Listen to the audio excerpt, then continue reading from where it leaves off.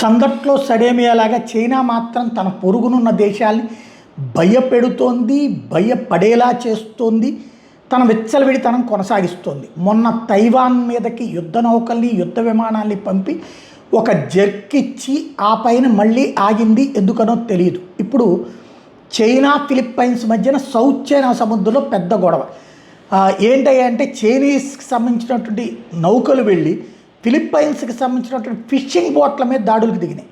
అంటే చేపలు పట్టేటటువంటి బోట్ల మీద దాడులకు దిగినాయి.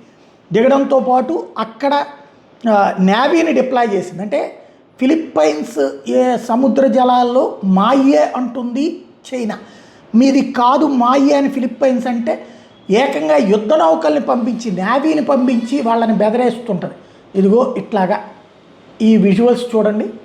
షిప్స్, ఈ చేపలు పట్టే పడవల వాళ్ళని కూడా వదిలిపెట్టకుండా వేటాడి హింసించడం అన్నటువంటిది మరొక ఇరాన్ ఇది విచ్చలవిడితనంలో.